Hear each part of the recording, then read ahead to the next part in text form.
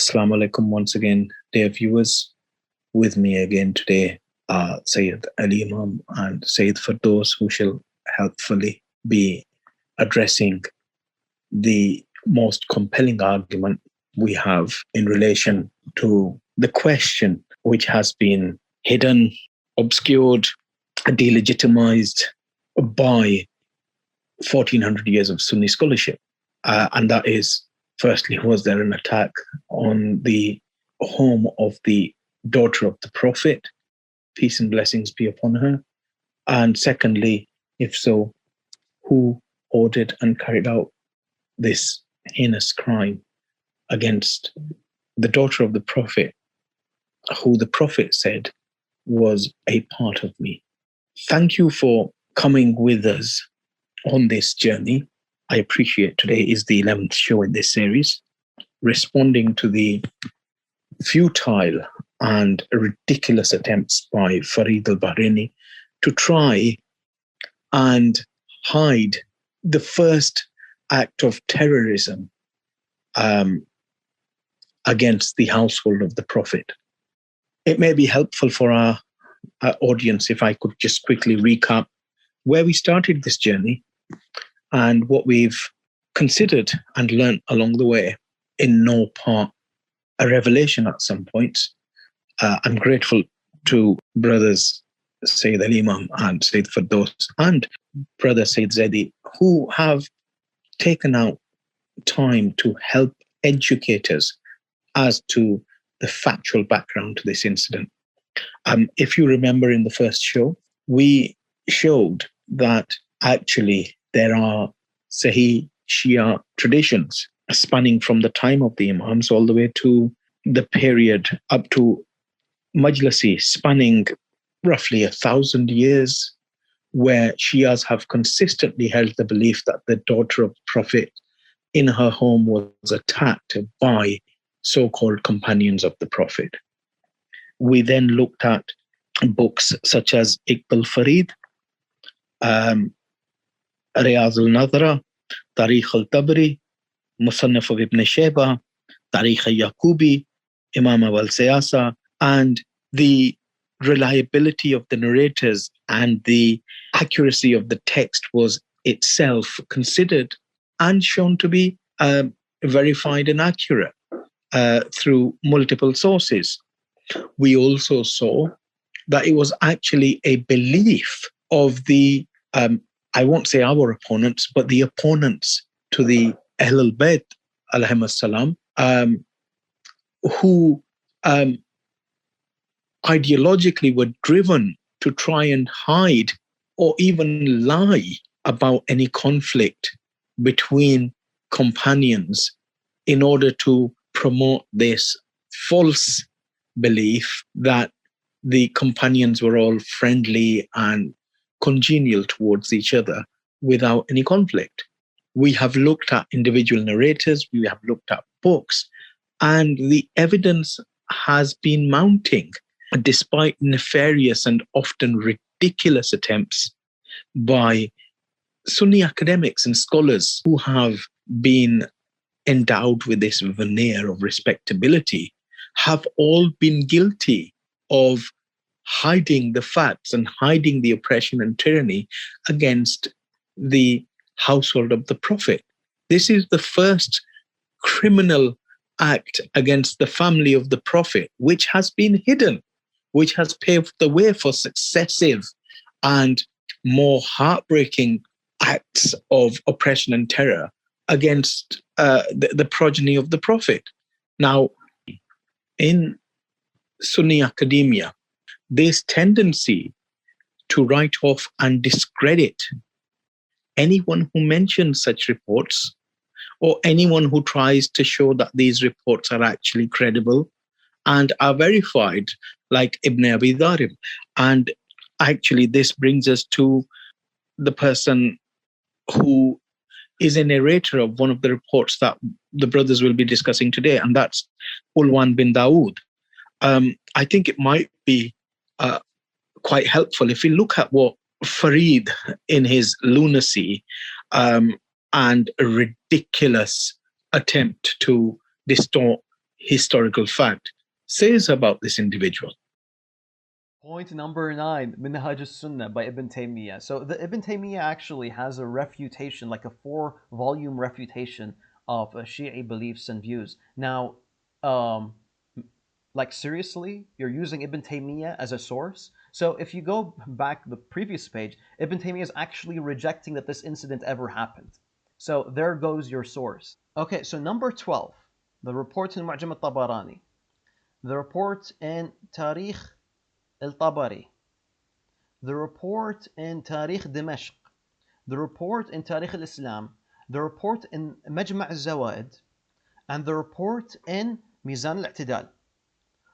All these reports, so number 12, 13, 14, 15, 16, and 17, all of these people, all of these reports, all of these sources are quoting one person, Ulwan ibn Dawud. All right, so here you go, Mizan al-I'tidal. All right, Mizan al-I'tidal. And now here's the thing about Mizan al-I'tidal. You guys need to know this book. It's a very important book. Al-Dhahabi in Mizan al-I'tidal, basically, it's a compilation of the names of hadith narrators. And what he does is, not just any hadith narrators, the weak hadith narrators. Now, if you're going to use a book like Mizan al-I'tidal for evidence, there's a real issue here. That's like an artist who hates his art and chucks it into the garbage, and you're gonna go into his garbage, you find his art that he discarded, right? Not the art that he's showing off to the world, the art that he discarded, and you pick it up from the trash and you say, here you go, his art is terrible. Ya Habibi, Mizan al-I'tidal is mainly where we toss our trash. Okay? So this is where you find Ulwan ibn Dawud, and this is where Mahdi al-Mudarrisi is sourcing this report. He's quoting from Mizan al-I'tidal, he's quoting from a bunch of sources, and all these people, they're quoting from Ulwan ibn Dawud. Ulwan ibn Dawud has been not only weakened by Dhahabi, weakened by Bukhari, by Uqayli, by Ibn Younis, and like he actually quotes this report as an example of the garbage that Ulwan bin Dawud comes up with. So, not really the best source, not really the best reference. There we have it. Farid is quite adeptly highlighting his perverse attempt to follow in the footsteps of his perverse elders in distorting history. I think, brothers, this might be a good time to actually look at what has been said by Ibn Taymiyyah in Minhaj al-Sunnah relating to the confession of Abu Bakr on his deathbed and the status of Ulwan bin Dawud. So, brothers, I think I've taken more than enough time. If I could pass it on to you, and let's hear what has been said. Thank you. Thank you very much, Nazim, Kazmi, for the introduction. So we're coming towards the end of our series now, and today's focus will be on the words of Ibn Taymiyyah and the confession that was made by Abu Bakr. Now, unfortunately, there's a lot of things within Islamic history that the majority of Muslims don't know. Even those who think they do, like individuals like Farid, don't know all the details of certain events or only know what they're told by their scholars. And they don't do any critical thinking or research for themselves. Now, with the amount of videos we've done looking at this topic from all different angles and the proofs that we've provided, we need to honestly ask ourselves, what would be the best evidence in proving this event did occur? Now, if the conclusion supports the proposition, which is that the house of Sayyidah Fatima Salam Alaiha was attacked, then logic would only dictate that these events are true and did occur, especially if it's come directly from the horse's mouth. Here we have Abu Bakr admitting breaking into the house of Sayyidah Fatima Salam Alaiha forcefully, which means either he was present during the time or he gave the order. Now, in order to downplay that event, Ibn Taymiyyah claims that if it can be proven to be true, it was merely to return the rights of the Muslims. In other words, Sayyidah Fatima Salam Alaiha, the Prophet's daughter, may peace and blessings be upon her, the Lady of Paradise, was suspected perhaps stealing Allah subhanahu wa ta'ala's money or having illegal property in a possession. Now, let's look at exactly what he said, and then we can discuss the authenticity of the report. So the statement of Ibn Taymiyyah is found in his book Minhaj al-Sunnah al-Nabawiyya, volume 8, page number 291. So he says the Rafidi said that the 8th statement in his illness of his deathbed, I wish I had left the house of Fatima salam alayha and I had not opened it up, and I wish I had hit upon one of the two men, i.e. hit my hand upon his hand for allegiance, and he had become the commander and I had become the vizier. And this indicates his attack upon the house of Fatima salam alayha during the gathering of Amir al-Mu'mineen and al-Zubair and others in it. So this is the claim made by who? The Rafida. Here he's actually addressing the words of Allama Hilli, in which some people also claim that the Shias, they've never had this belief. Ironically, an accusation made against the Shias by individuals like Farid, claiming, oh, well, the Shias don't agree to it. Well, here, Ibn Taymiyyah is actually addressing this accusation made by the Shias. So he says, in response to this statement, the reapproach is not accepted until the exact wording is proven through an authentic chain, which inshallah we're going to do in this episode. Then he says, and it needs to be clearly indicate that the reapproach, so if one of these conditions was missing, then the reapproach is void. Then how about when both conditions were missing? And we know for sure that Abu Bakr didn't do any harm to Ali and Zubair. Rather, not even to Sa'd ibn Ubadah, the one who refused to pledge allegiance at the beginning and at the end. Even though ironically they actually bring a report from Sa'd ibn Ubadah that later he accepted it, including Ibn Taymiyyah, I believe, authenticated that report. But he says that the one who refused to pledge allegiance at the beginning and at the end. And all what can be said is that he raided the house to check if there was any amount of money of Allah that he should distribute, and then to give it to those who deserve it. In other words, Ahlul Bayt deserved that money, and it was the money of Allah, and they had this money in their possession. And Abu Bakr, if he did do this, then this is the only reason why he'd done it. In other words, he's essentially accusing the Ahlul Bayt of having stolen this money, or they shouldn't have been in possession of this money.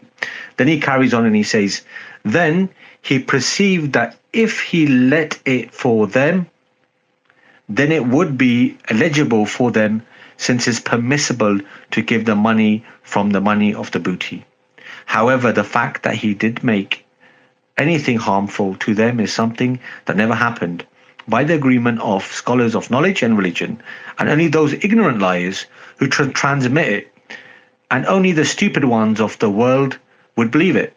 Those who claim that the Sahaba destroyed the house of Fatima and hit her stomach till she dropped her embryo, and all of this is fabricated story and invented falsehood by the agreement of the scholars of Islam, and no one would spread such a thing but those who belong to the cattle species. Now, as for the criticism against Ulwan ibn Dawud, who Farid claimed is a trash narrator, it's been done from Uqayli, and others followed like Dhahabi, who used his quotation to weaken him due to narrating the tradition on Abu Bakr confessing attacking the house of Sayyidah Fatima salam alayha.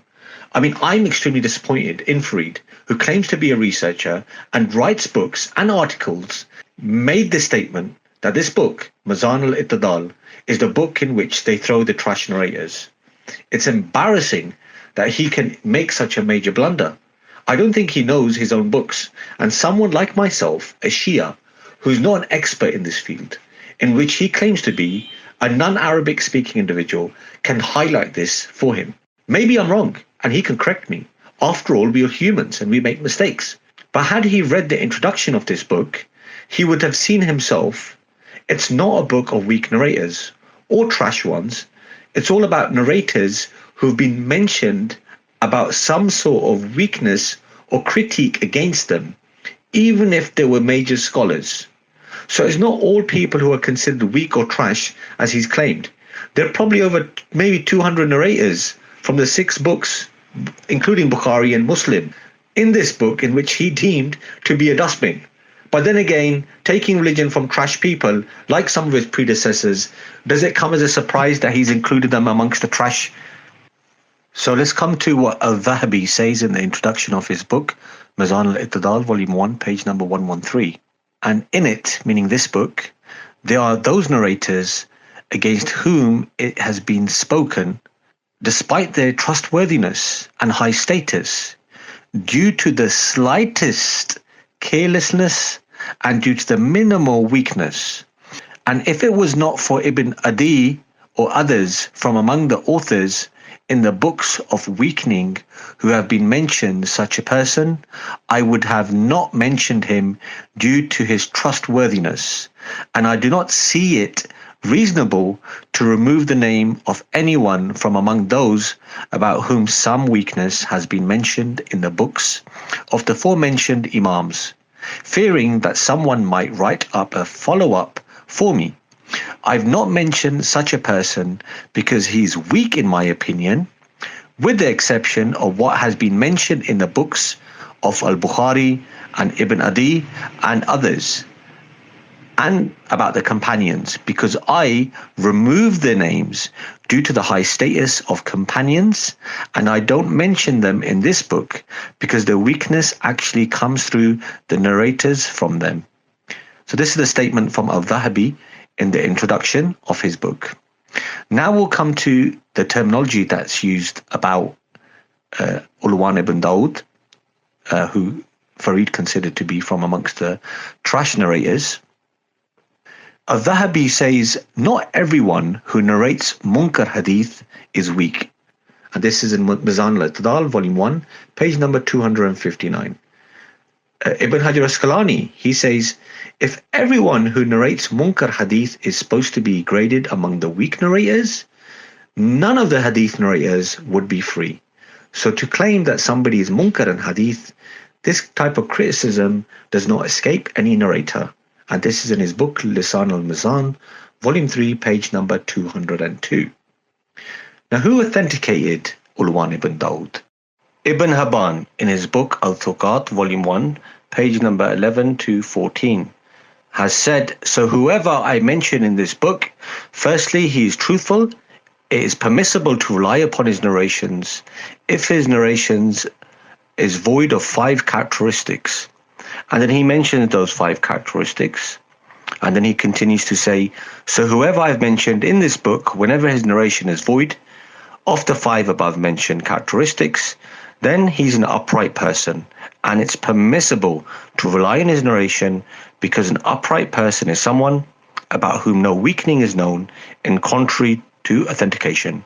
So about whomever no weakening is known, then he's upright as long as the opposite it's not been proven about him, because people have not been obligated to know everything that they don't know about other people. They have been rather obligated to judge things by the apparent, not by that which is absent from them. And Ibn Hibban, in this very book, Al-Thuqat, Volume 8, page number 526, has said, Ulwan ibn Dawud al-Bajali from the people of Kufa, and he's narrated from Malik ibn Maghawal, and Umar ibn Uthman al-Hamsi has narrated from him. So in conclusion, about this particular narrator, Ulwan ibn Dawud, not everyone who's labeled Munkar in Hadith is weak. And if this is the case, no narrator would be excused of criticism, as Ibn Hajar Asqalani has mentioned. He's been mentioned by Ibn Hibban in his book Al-Thuqat, which is the book of the authenticated ones, and there's no clear reason as to why he is Munkar in Hadith, except for narrating this Hadith about Abu Bakr. So does it come as a surprise that they would reject him? So before we come to the actual report itself, let's have a look to see if it's authentic or not. By the author Diyal Maqdisi, in the introduction, the investigator of the book has said, those who speak on the science of narrations divide the books of narrations in 2 ranks. And they mention the books of the Sahih, i.e. those books which are authentic narrations, or that contain authentic narrations. And all those who spoke on the ranks of the books, who lived after Al-Dhiya, mentioned Al-Mukhtara from among the books of the Sahih. Al-Sakhawi says one of the books of the Sahih is Al-Mukhtara, which is Hadith do not exist in Bukhari and Muslim, or one of them. Al-Suyuti says, and one of them, i.e. those who have narrated authentic books, is Al-Hafiz Ziauddin Muhammad ibn Abdul Wahab Maqdisi. He has collected a book by the name Ahadith al-Mukhtara, in which he obliged himself to authentic narrations. And finally, Al-Dhahabi says that this book contains hadith that can be taken as proof, besides what has been collected in the Sahih, meaning Bukhari and Muslim. As you can see, the status of this book, as mentioned by the annotator in the introduction and the numerous scholars who've attested to the authenticity of this book, that those reports found within are deemed to be Sahih, we find a passage on the authority of Abdurrahman ibn Auf from his father, in which he entered upon Abu Bakr to wish him farewell during his sickness in which he died. And the parts that have been highlighted in red, I will come to those parts now. And it says that Abu Bakr said, indeed, I did not regret anything except for three things. I did which I wish I would not have done, and three things I did not do which I wish I had done. And those three things I wish I have asked the Messenger of Allah about.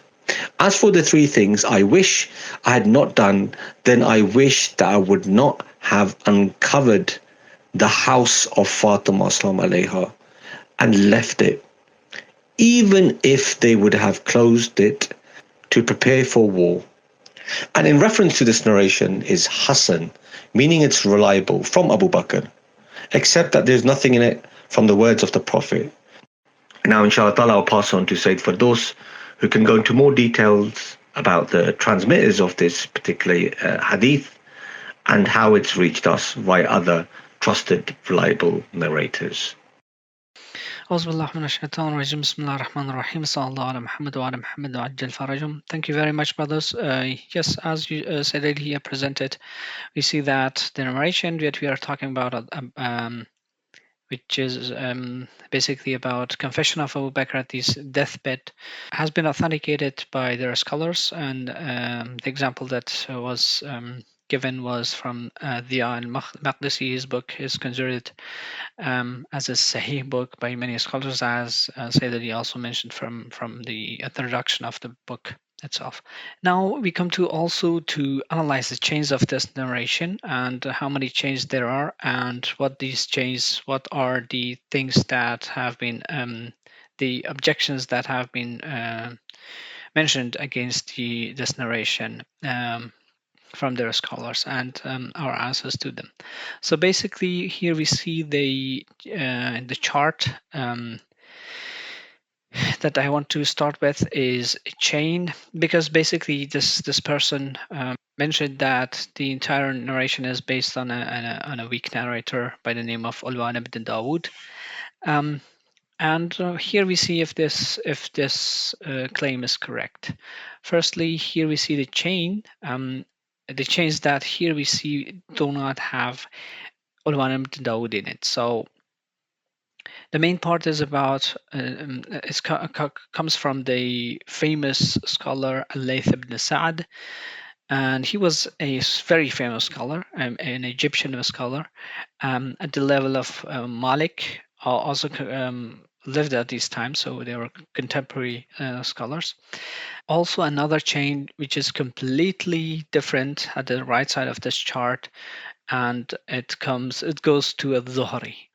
He directly mentions from Abdurrahman ibn Auf, does not mention from whom he has taken, but in cases like this, because his son Humayd ibn Abdurrahman is a famous teacher of Dhuhri, so the natural conclusion would be that he has most probably narrated it through Humayd ibn Abdurrahman or one of the other sons of Abdurrahman ibn Auf, who were most of them are teachers of al-Dhuhri.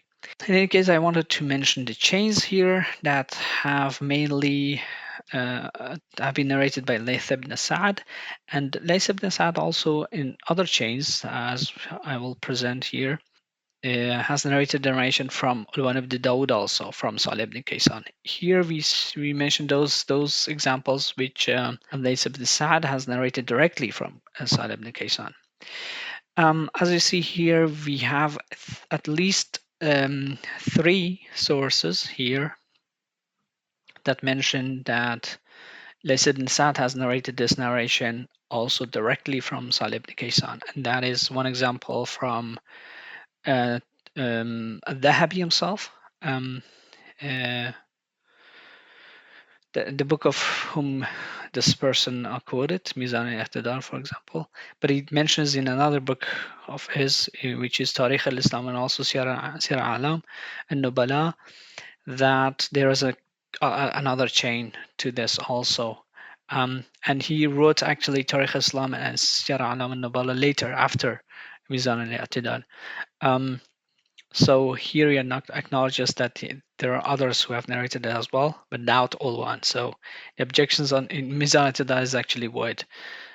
He's basically refuting himself in his other book. Any case, but we have also interesting speculations by Ahmed ibn Hanbal and so on. We will, you see it here from Muhanna that mentions this and asks about this narration from Ahmed ibn Hanbal. We will see that reference as well.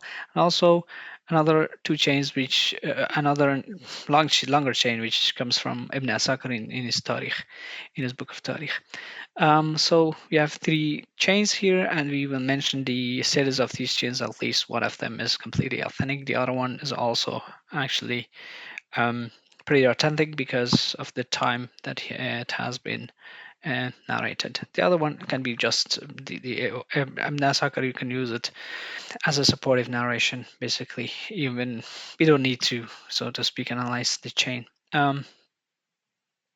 So the first one here, we have the Muhanna. So the one that we see from Layth ibn Sa'd on the right side.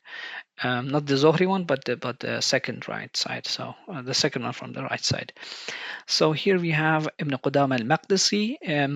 He has summarized the book Al-Ilal of Abu Bakr al-Khallal, the famous Hanbali scholar, who basically established or formed or engineered the entire Hanbali school.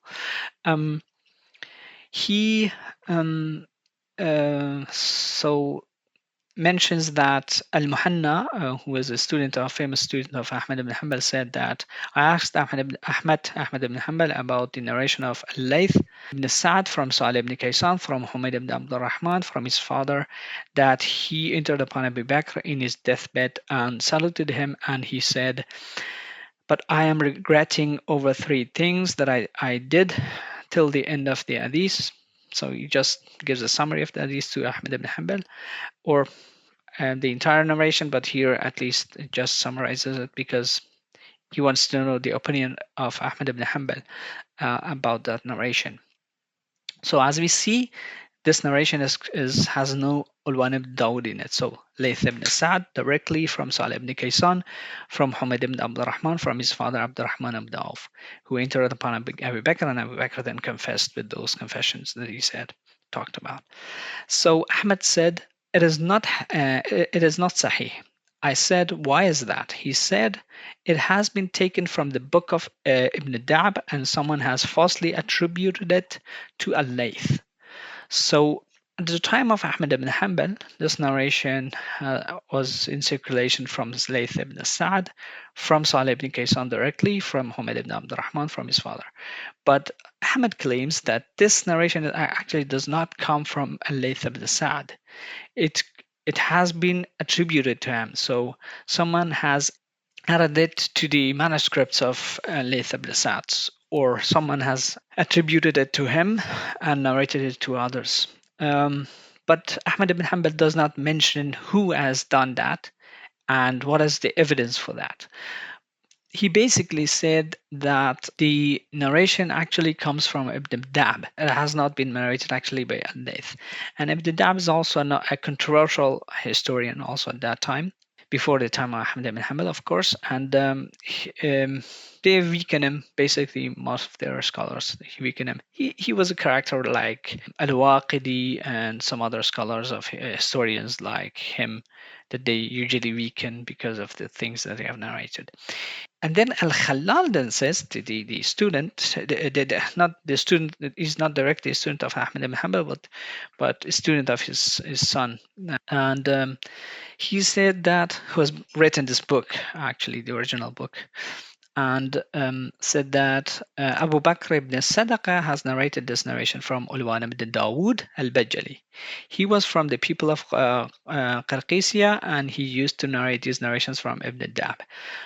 Al-Khalal then claims that this narration, that someone by the name of Abu Bakr ibn Sadaqa has told him that this narration actually has been narrated by Ulwan ibn Dawud from Ibn Dab. And then he says that at the end, and I saw this narration among these, this hadith among those narrations from Ibn Dab, and Ulwan himself, there's no problem in him. So basically, he says that Ulwan ibn Dawud used to, or has narrated this narration from Ibn Dab, or at least he assumes, because of the statement of Ahmad ibn Hanbal, that Ulwan actually has narrated it from Ibn Dab, because Ahmad ibn Hanbal says that the original narration comes from Ibn Dab. So, but interestingly, Al-Khalal himself says that the person who has done this fabrication, this alleged fabrication, or this alleged attribution, is not Ulwan himself. So Ulwan himself is reliable. There's no problem in him. La ba'asabi, as they say. So it's a phrase of praise for a narrator, that he is trustworthy and you can take narrations from him. In addition to what Sayyid Ali mentioned from Ibn Hibban, we have a second authentication to Al-Khalal also here, that Ulwan ibn Dawud himself is truthful, is reliable. But let's then analyze the rest of the claim, that Ahmad ibn Hanbal says that this narration has not been narrated by Lays ibn Sa'd first, and it has been narrated by Ibn Dab, and also the other person, Abu Bakr ibn Sadaqa, that this has been narrated by Ulwan ibn Dawud. Yeah, he kind of claims that he has narrated, Ulwan ibn Dawud has narrated it from Ibn Dab, actually. I've never seen any other place, any other book that Ulwan ibn Dawud has narrated it from Ibn Dab. So it's basically, as I said, an assumption, most probably, because otherwise we would have seen an example of that in somewhere, some books. The next narration, this was actually from Al-Muntakhab min Al-Ilal Al-Khalal, which is on page 296 and 297. Then we have the next, here also wanted to mention that who this person Ibn Dab was. Khatib al-Baghdadi mentions that Isa ibn Yazid ibn Bakr ibn Dab, Abu al-Walid, one of the progenies of Layth ibn Bakr al-Madini, he came to Baghdad and stayed there and narrated from Salih ibn Kaysan and Isham ibn Urwa and others. So here we have an evidence that Ibn Dab actually was also a narrator of whom? Of Salih ibn Kaysan.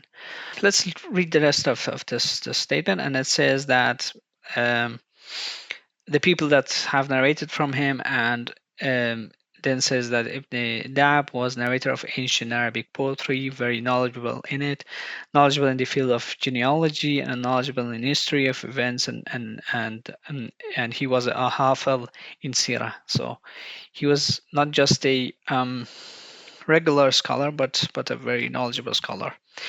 And it has been said that he used to add into narrations things that did not belong to him. So this is a claim that, as I said, most of these historians, you see that they object to them because of the content of narrations that they report in their history books, especially in Sirah books.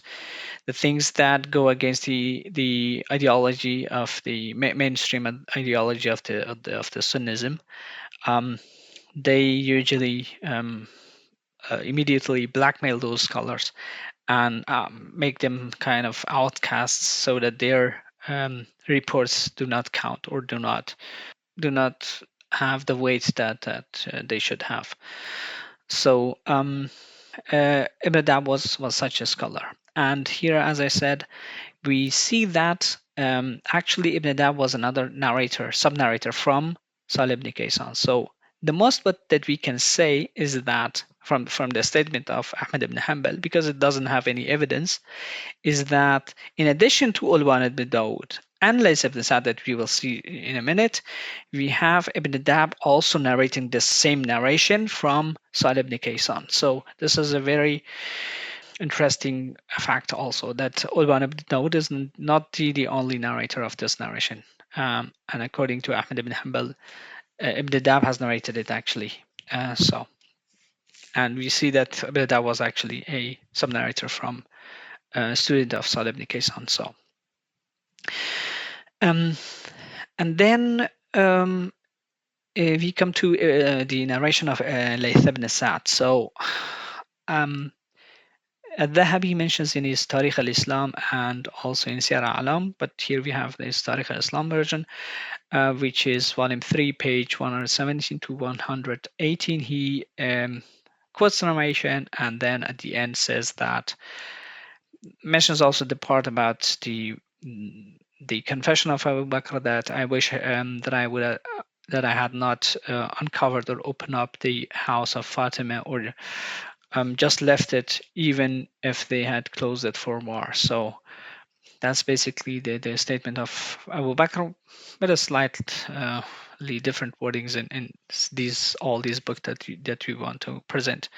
Dhahabi then says at the end of this, similarly like this and longer than this, it has been narrated by Ibn Wahab from Al-Layth ibn Sa'd, from Salih ibn Kaysan, from Humayd ibn Abdul Rahman ibn Auf, from his father Abdul Rahman ibn Auf. And he says that كذلك رواه Ibn Ayth. So such has been narrated, or in this form it has been narrated by Muhammad ibn Ayth, another famous historian, as we will see in a minute. So, as I said, Tarikh al-Islam is a book which has been written after Mizan and Itidal. So in Mizan and Itidal, Dhahabi mentions that the weakening of Ulwan ibn Dawud through other scholars like Uqayli and so on gives this narration actually as an evidence. But here in Tarikh al-Islam and Siyar al-Alam, which is a later book of Dhahabi, he mentions that actually there is another chain, a longer version of the narration, which is coming from Ibn Ayz, apparently, or Ibn Ayz was actually another narrator beside Ibn Wahab. You can read the text both ways. So from Ibn Wahab, who is a very famous student of Lays ibn Sa'd, from Lays ibn Sa'd, from Salih ibn Kaysan, without any Ulwan ibn Dawud in the chain. And this is basically what Dhahabi confesses actually in his book, that this has been narrated also in that chain. And who has narrated it? Basically Ibn Ayz, apparently from Ibn Wahab, from Layth ibn Sa'd. So who was Ibn Ayz?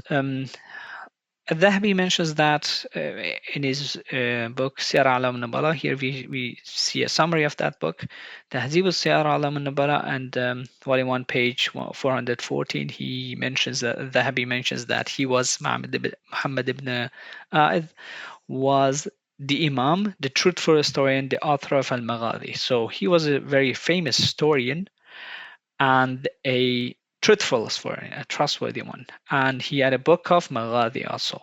And then he says that he was born in the year 150, which is a very early scholar.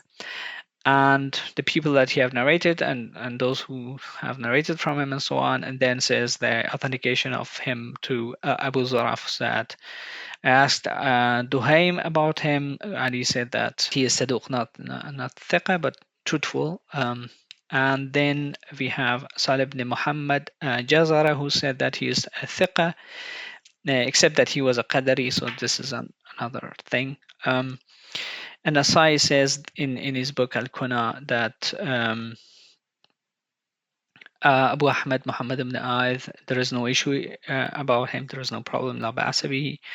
And he also mentions then that the year that he passed away, 232 or 33 or 34.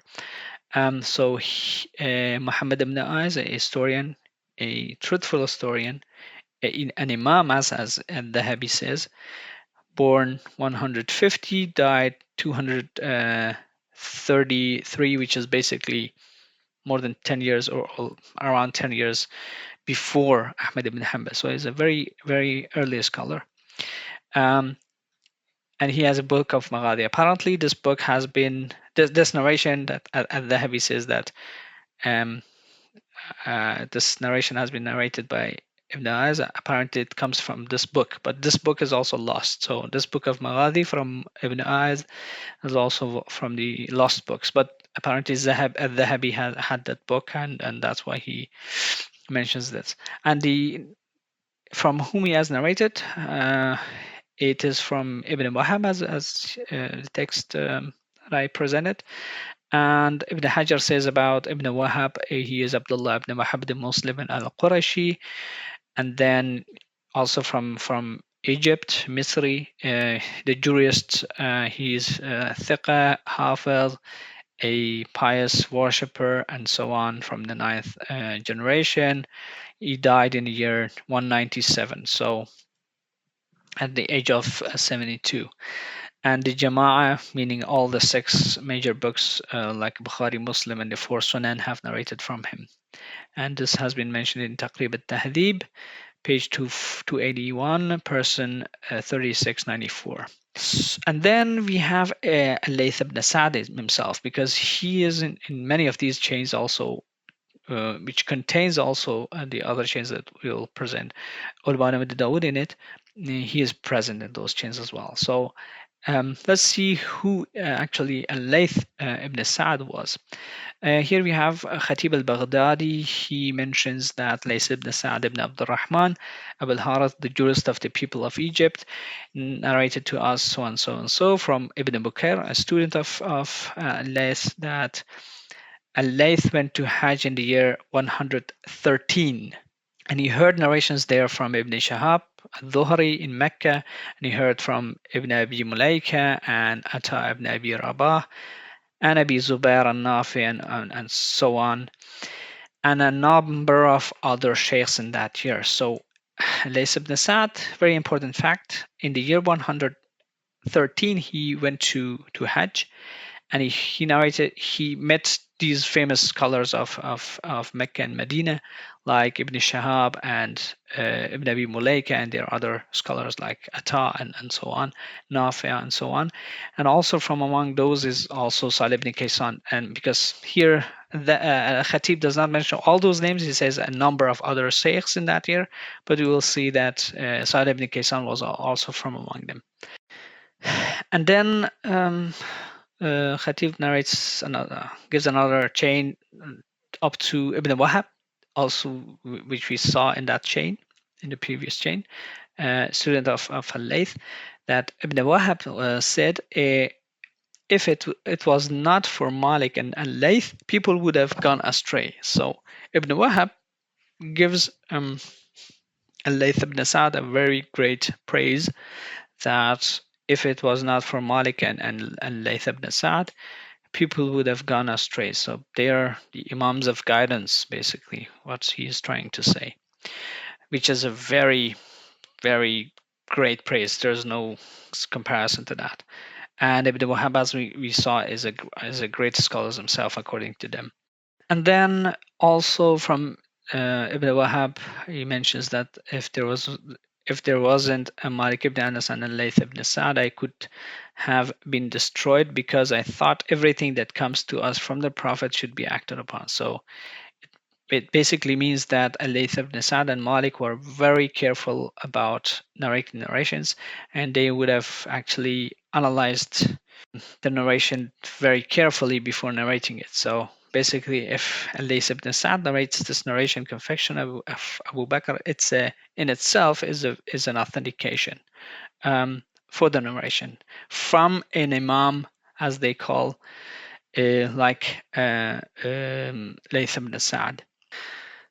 And then mentions from Ahmad ibn Hanbal that among these people of Egypt, there is no one firm in narrations like Layth ibn Sa'd, which is the highest degree that you can give for the trustworthiness of a person, of a scholar, is that statement, which is thabt.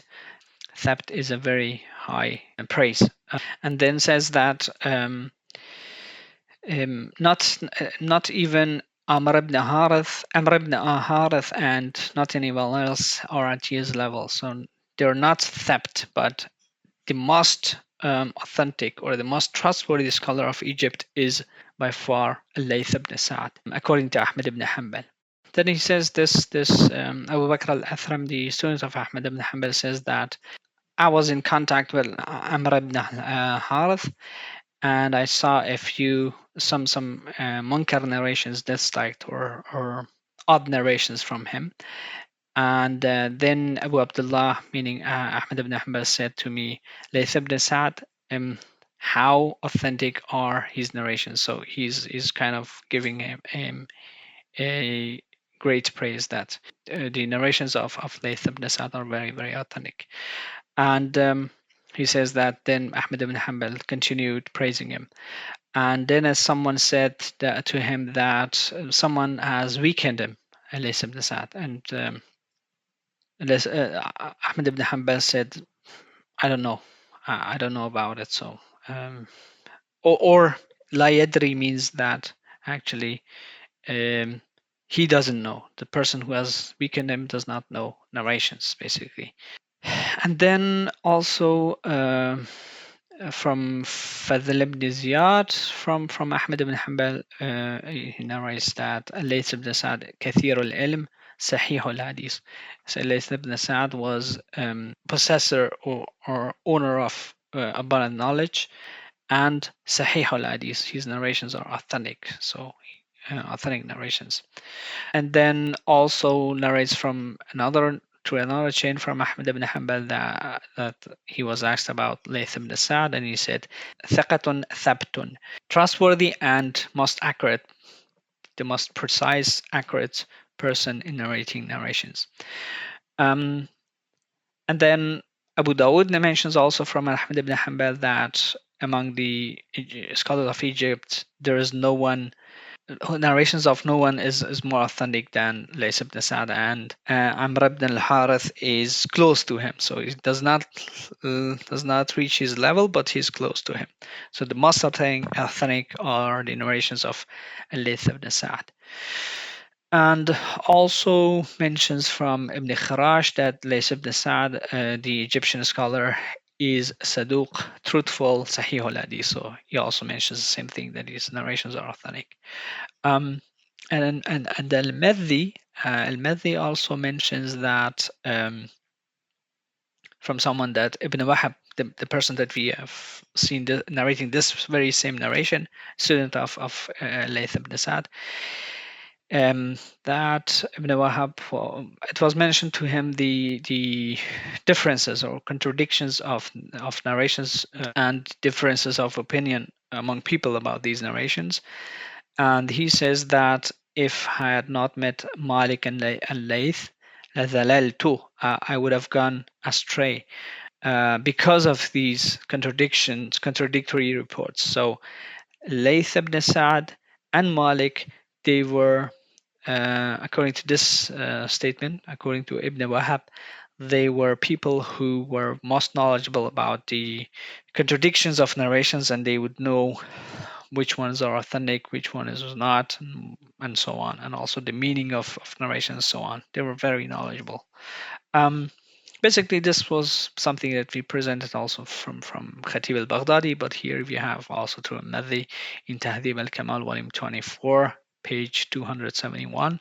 This is basically it about Layth ibn Sa'd, that Layth ibn Sa'd was not just a regular ordinary scholar. He was at the level of Malik, and he was an expert in narrations. So anything that he narrated, he was very aware of what he is narrating. So if he narrates this narration, this very same narration that we are talking about, he knows that it is sort of authentic. Otherwise, why would he narrate this to his students? Including Ibn Wahab, who's saying this praise about him. And we will see how many others have narrated from Lays ibn Sa'd also through Ulwan ibn Dawud, with the addition of Ulwan ibn Dawud. Here we have another chain. Also, we saw in that chart that is the version of Tariq ibn Asakir. And here we see the chain also that it goes up to Khalid ibn Al Qasim from Layth ibn Sa'd from Salih ibn Kaysan without Ulwan ibn Dawud in the chain. And then it mentions the same thing, the part that Abu Bakr confessed that he attacked the house of Fatima al-Zahra salam alayha, was also there, that they were actually they had closed their door to prepare for war or to oppose the leadership of Abu Bakr. And this is actually basically the same thing that we presented through all these series, that the attack actually happened. The sword of Zubair was broken and he was arrested alongside Amir al-Mu'minin, and they were dragged to forced to pledge allegiance. And also fire was involved at the door of Fatima al-Zahra salam alayha. And here we have actually a confirmation of all those evidences at the last time of Abu Bakr at his deathbed, that actually they opened by force the house of Fatima al-Zahra.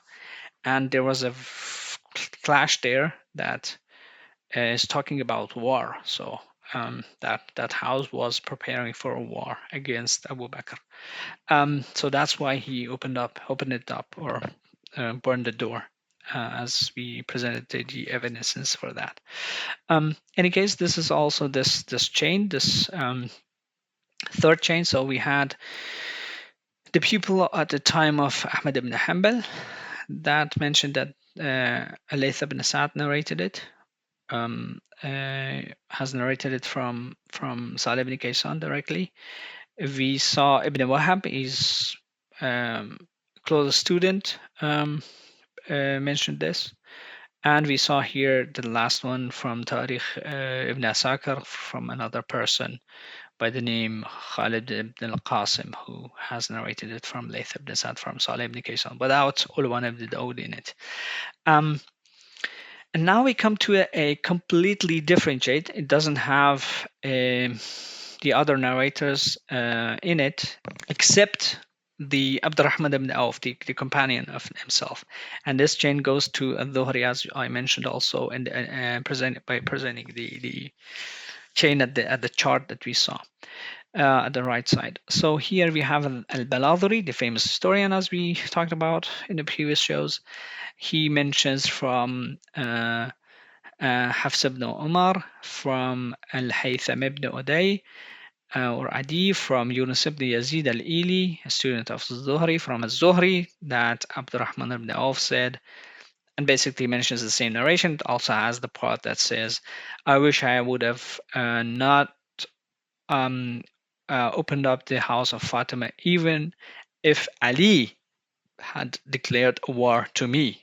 So it's a bit more explicit in its content as well, because it says that Ali alayhi salam had closed that door to prepare to declare war against Abu Bakr. And that's why they opened it up. In the other versions, it's mentioned in the passive form, but here he actually mentions that Ali alayhi salam had closed his door as a sign to declare war against the leadership of Abu Bakr. And as I mentioned, Al-Dhuhri actually is a student of the multiple sons of Abdurrahman ibn Auf. So in the previously we saw that this narration has been narrated by Humayd ibn Abdurrahman, that son of his, but it could be that Al-Dhuhri has narrated it from him, or from any other, from Abu Salama ibn Abdurrahman, from some others as well. Um, anyways, so this is also a very important fact. So which actually nullifies the claim that all these chains go to Ulwan ibn Dawud. Oh, this chain has nothing to do with Ulwan ibn Dawud, completely different historian, completely different chain, goes up to Zuhri, and the rest of the chain is the same. And the content is also clear. So we have here, and also we mentioned Layth ibn Sa'd, the versions that, at least 3 versions that we saw from Layth ibn Sa'd without Ulwan ibn Dawud. So there is no doubt that this narration does not come only through Layth ibn Sa'd, through Ulwan ibn Dawud, but these others exist. Al-Dhuhri also exists. Actually, Ahmad ibn Hanbal also confesses that there is another version from through Ibn Dab, another historian, early historian, that's another evidence. And the Ulwan ibn Dawud that we will talk about right now. And Ulwan ibn Dawud, in any case, is actually a trustworthy narrator, has been mentioned as a trustworthy narrator by Ibn Hibban and also Al-Khallal.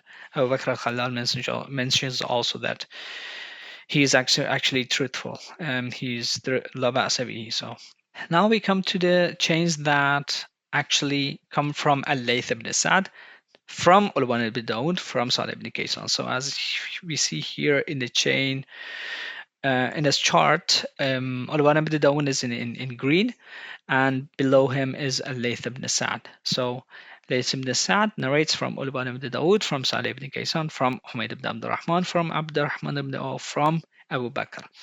And the bottom of the chain, we see that there are how many?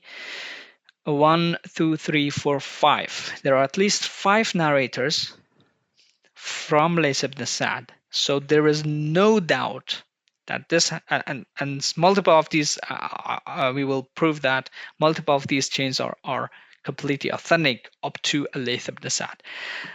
By this, we can also nullify the claim of Ahmad ibn Hanbal, that claimed that this has been actually attributed to someone, has added it to upon or attributed it to falsely to Al-Layth ibn Sa'd. We see 5 of their authentic, at least multiple of these are authentic chains. 5 narrators, their scholars have narrated it from Layth ibn Sa'd. So there's no doubt that Layth ibn Sa'd has narrated this narration. By that, the claim of Ahmad ibn Hanbal is actually a failed try to attack or to weaken this narration. Basically, it's known from Ahmad ibn Hanbal that he used to do this a lot, because he's actually the imam of these dogmatists, and he has another book which he basically mentions from the usul of the Ahl Sunnah, as they call, that they're not allowed to narrate narrations against the companions of the Prophet, whatever it is. So they just stick to that rule and consider anything bad about the companions that has been narrated to be just push it to the side and say these are fabricated. And he tries actually by any means to just weaken this narration by claims that has no evidence for it, like we see in this case. And also we see also, if you see, for example, there is this Abu Bakr al-Khalal, as we mentioned also him through this other book. He has another book as Sunnah that we used in the previous shows about his attack, which involved Zubair's sword and so on. That book as Sunnah, no, sorry, I think that one was from Abdullah ibn Ahmad ibn Hanbal. In any case, as Abu Bakr al-Khalal has also another book called As-Sunnah, and he narrates basically the opinions of Ahmad ibn Hanbal and some other scholars, mainly Ahmad ibn Hanbal, about these things. And he mentions many narrations that Ahmad ibn Hanbal actually used to, whenever he used to attend the class of his teachers when he learned narrations, for example, like people like Abdurrazzaq al-Sanani and others, he would have listened to the narrations and would write down whenever the sheikh, his teacher, was reciting it or reading alongside other students, his peers. And whenever his teacher would narrate something which was against the companions of the Prophet, Ahmad ibn Hanbal actually would have put his fingers into his ears and would stand up and go to a near place and sit down until his teacher would finish that narration, and then he would come back and continue writing the rest of the narrations, not the ones which has something negative about this companions of the Prophet. So this is the level of Ahmad ibn Hanbal. So it's also very funny because it's also exposes him, because he claims that Ibn Dawud has narrated it, but basically he didn't used to listen to these narrations that had negative things about the companions of the Prophet. So how did he know that these narrations had been narrated by others as well? So it's a claim that it's funny, it exposes him, and also we saw the evidences for that it's a false claim. Actually, it's a failed attempt by him. In any case, as we see here in this chain, we will analyze at least the part which is green. So below the Layth ibn Sa'd, we see these three narrators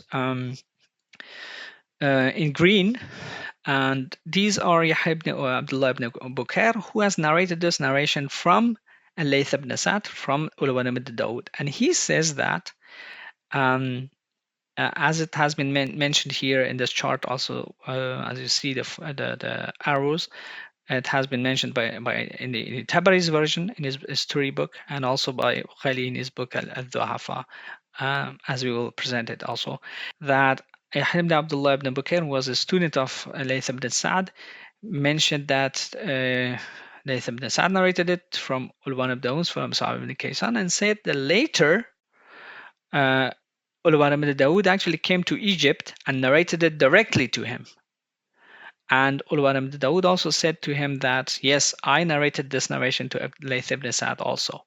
So it confirms that Layth ibn Sa'd actually has narrated this narration from him, Ulwan ibn Dawud, and also confirms the fact that Layth ibn Sa'd actually has narrated this narration, because, as we will see, Yahya ibn Abdullah ibn Bukhair and two narrators have narrated this fact from him, that Yahya ibn Abdullah ibn Bukhair has narrated this narration from both Ulwan ibn Dawud and from Layth ibn Sa'd from Ulwan ibn Dawud. So, and all these three are trustworthy scholars, as we will see.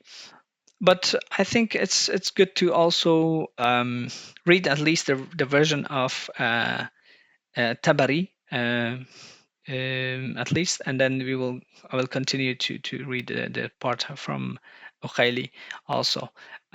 So could you, Said Ali, could you please, if you don't mind, could you please read the part from Tarikh al-Tabari, and then we will continue to see the chains.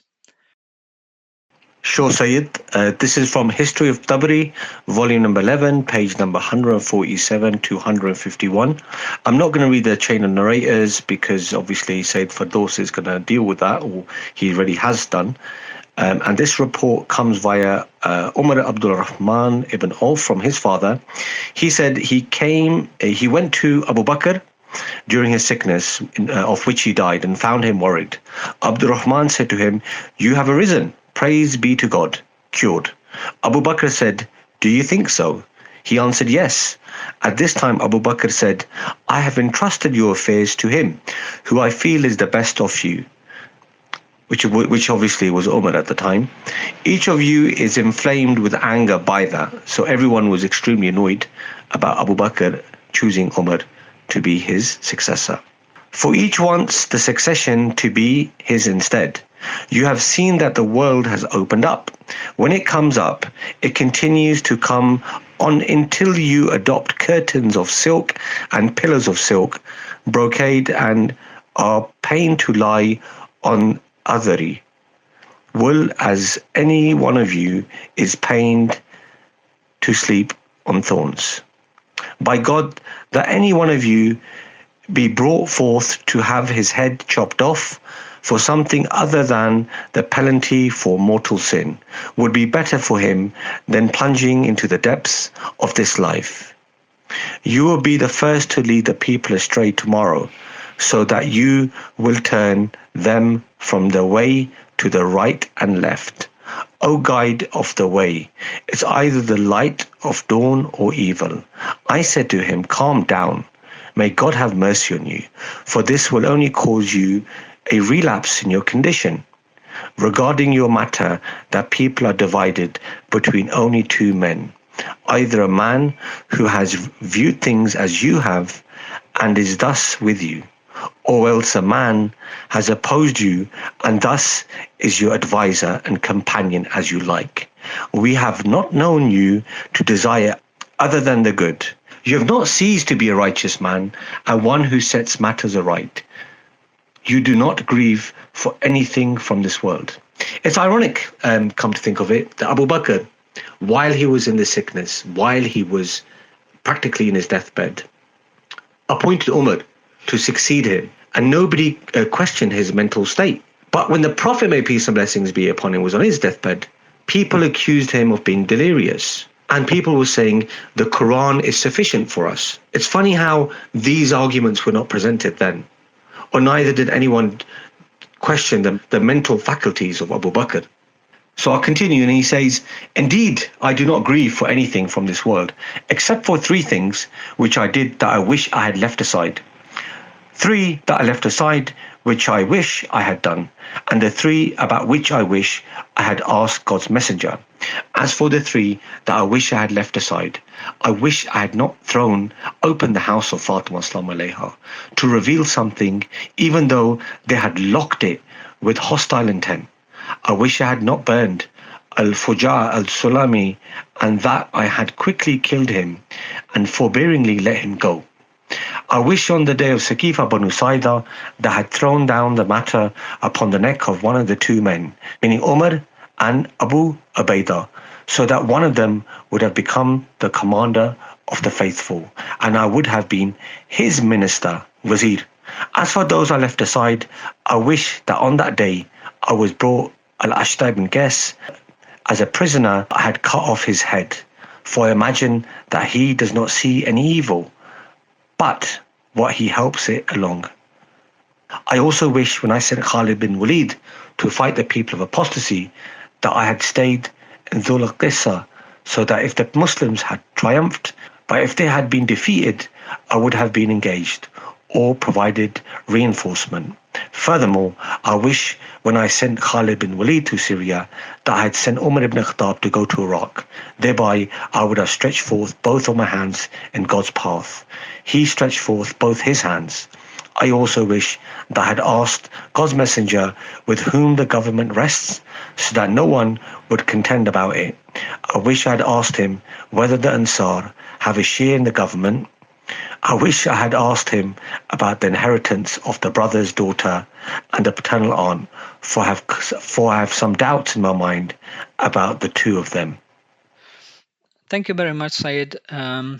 So as Said Ali here read the narration, Younis ibn Abdul A'la mentioned that later Yahya ibn Bukhair came and narrated it directly also from Ulwan ibn Dawud. So and mentions that Ulwan came to them and narrated it after the death of Layth ibn Sa'd. So they mentioned that Ulwan ibn Dawud died in the year 180, and Layth ibn Sa'd died 175, so 5 years before Ulwan. So after Layth ibn Sa'd died, Ulwan ibn Dawud came to Egypt and narrated it, the same narration to the student of Layth ibn Sa'd, Yahya ibn Bukhair, and mentioned that yes, he had narrated it also to his teacher Layth ibn Sa'd. And this has been narrated also, confirmed by Uqayli. to another chain, which is through another chain from Yahya ibn Bukayr, and that one we saw in the chart, which is through Rawh ibn al-Faraj, and we will see here also the rest of what Al-Uqayli says. But let's see whatever Uqayli has mentioned, because he has been quoted for this narration a lot, not by other scholars as well, and also this person also quoted him through Dhahabi through him. So let's see what actually Uqayli says about this narration and about Ulwan ibn Dawud. He mentions this in his book Al-Du'afa, volume 1, page 1112 to 1114, and he says Ulwan ibn Dawud al-Bajali, and it has been also said that he was called Ulwan ibn Salih also, and his narration does not have supportive chains, and it is not known except through him. So this is the claim of Uqayli, which we proved already that this is false. It has supportive chains. Actually, all the evidences that we presented till now are supportive chains for this. Supportive narrators, not just mutabaat, but there were shawahid for this narration, confirming actually the actual event. And he says that is not known except through him, which is actually false, because at least the statement of Ahmad ibn Hanbal nullifies it, because he said that Ibn Dab used to narrate it. And also we saw that Lays ibn Sa'd has narrated it, and also through another chain, completely different chain, through Az-Zuhri. So the claim of Uqayli is actually void first. Secondly, he mentions that Adam ibn Musa has narrated to him that I heard Al-Bukhari, the author of Sahih Bukhari, said that Ulwan ibn Dawud al-Bajali, and it has also been said that he was called Ulwan ibn Saleh. He is Munkar al-Hadith. So his claim, Uqayli claims, or Adam ibn Musa claims, that Bukhari said this, but we don't find this statement in any books of Bukhari himself. Bukhari has written a book or multiple books about the narrators, and their biographies like Tarikh al-Kabir, Tarikh al-Saghir, and so on. In none of these books there is a mention of Ulwan ibn Dawud, and that he was a Munkar al-Hadith. So there's no mention of him. However, this person claims that he heard Bukhari saying this. And we will see that Adam ibn Musa, as Uqayli narrated from him, is a completely unknown narrator. There is no biography about himself. So this quote from Bukhari is also false. So the person who claimed that Bukhari has this Abu Twitter, who said that Bukhari has weakened this narrator, or said that he is Munkar al-Hadith, the evidence is through a completely unknown narrator, which is Adam ibn Musa, and as we will see in a minute. Any case, and then Uqayli mentions actually some of the chains that he has. He mentions like at least 4 chains. And also he mentions at one of these, narrated to us also Rawh ibn al-Faraj, saying that narrated to us Yahya ibn Abdullah ibn Bukr, saying narrated to me al-Layth, saying narrated to me Alwan from Salih ibn Kaysan, from Humayd ibn Abd Rahman, from his father, from Abu Bakr, and mentioned the same narration. And then says Ibn Bukr said, and then Ulwan ibn Dawud came to us and narrated it to us like al-Layth ibn Sa'd had narrated it to us. So basically the same thing that we saw in Tarikh al-Tabari to another chain from Ibn Bukayr, we see here through Rawh ibn al-Faraj also the same thing. And we will see the status of all these 3 scholars that actually proves to us an important fact, which nullifies some of the arguments of their scholars against this narration. Anyways, he also mentions the other chains and so on, and then mentions at the end that Ulwan is not known except for this narration, in addition to the inconsistency of the chain, and that it does not have supportive chains. Supportive chains, we mentioned that there are, of course, that's a false claim. And the other thing that he mentions is that there is an inconsistency in the chain. That is the part which has been narrated through two scholars actually. One is from Lays ibn Sa'd, from Ulwan ibn Dawud, from Salih ibn Kaysan, and there is another version through Sayyid ibn Kathir ibn Ofair, the other historian that we mentioned in a previous show to Ibn Qutayba and others. That's the scholar. From Ulwan ibn Dawud, from Humayd ibn Abdurrahman ibn Humayd ibn Abdurrahman, from Salih ibn Kaysan. So there's an additional person in that chain. So Uqayli says that there is an inconsistency in the chain, and he takes this as another evidence that to reject this narration or to weaken this narration. And we will see also his claim in a minute, but let's go through first the claim that Bukhari said that this narrator, Ulwan ibn Dawud, is Munkar al Hadith.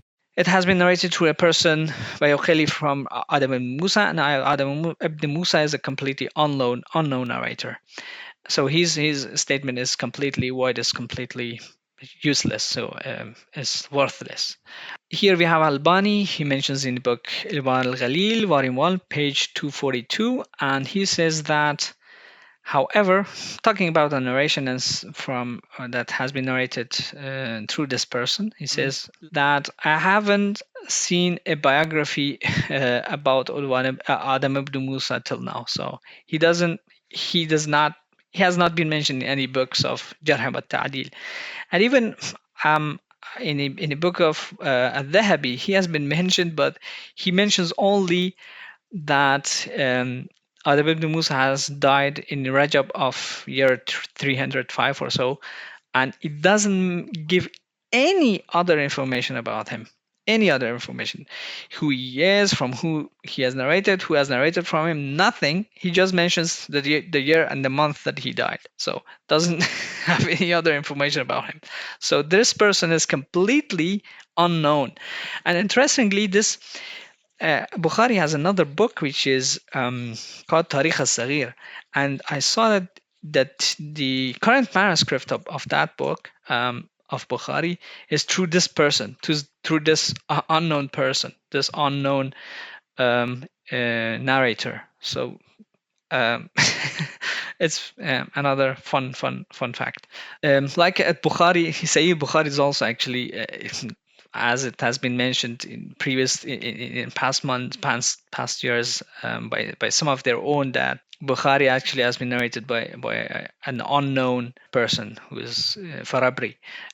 Any case, Tarikh al-Saghir, it's more obvious. The current manuscripts all go to that person, through that person. Anyways, so that statement that Ulwan ibn Dawud is Munkar al-Hadith and that it has been said by Bukhari is completely void. The chain of it has someone by the name Adam ibn Musa who is completely unknown. So that's a worthless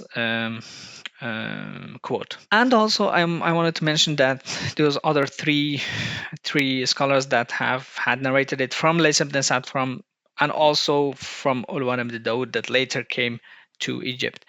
And let's see the status of those. First, the person who said that was Yahya ibn Abdullah ibn Bukair. Here we have Ibn Khalfoun. His book Al-Muallim Bishuyukh al-Bukhari wa Muslim is basically a book about the narrators of Bukhari and Muslim, and he says that the two Imams, Bukhari and Muslim, are united in narrating hadith from Yahya ibn Abdullah ibn Bukair in their books of Sahih, and Abu Umar al-Nimri ibn Abdul Bar, actually, that's his nickname, said that Yahya ibn Bukair is trustworthy. Bukhari has claimed that he was the most accurate narrator from Al-Layth. Athbatun Nas, the most accurate and most precise, authentic student of Lays ibn Sa'd was Yahya ibn Abdullah ibn Bukair. Abu Ahmad ibn Adi also has mentioned him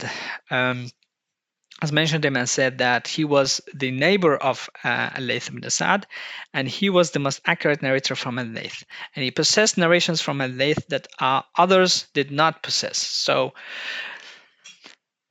when we have such a narrator, Yahya ibn Abdullah ibn Bakr, that he said that Lays ibn Sa'd narrated it from Ulwan ibn Dawud, and later Ulwan ibn Dawud, after Lays ibn Sa'd died, later Ulwan ibn Dawud came to Egypt and also narrated it to us and said that he had narrated it also to Lays ibn Sa'd.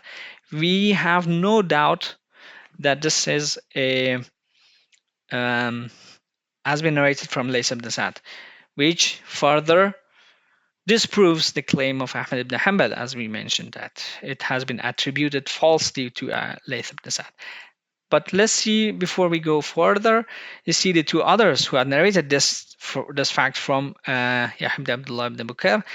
The one from in Tabari, Tabari's chain is Younis ibn Abdul A'la. Here we have Dhahabi says that he was the Imam Shaykh al-Islam Abu Musa Sadafi al-Misri, also an Egyptian scholar, reciter, the Hafiz. He was born in the year 170, and he has narrated from basically a list of narrators, and among them Yahya ibn Bukhair also, of course. And he was of the biggest scholars of his time. So Yunus ibn Abdul A'la, from whom Tabari narrates his narration from Yahya ibn Bukhair, was the biggest scholar of his time. And he has narrated, and those who have narrated from him are Muslim, Nasai, Ibn Majah, Abu Hatim, Abu Zura, and a large group of other scholars. And he was the head of upright scholars of his time in Egypt.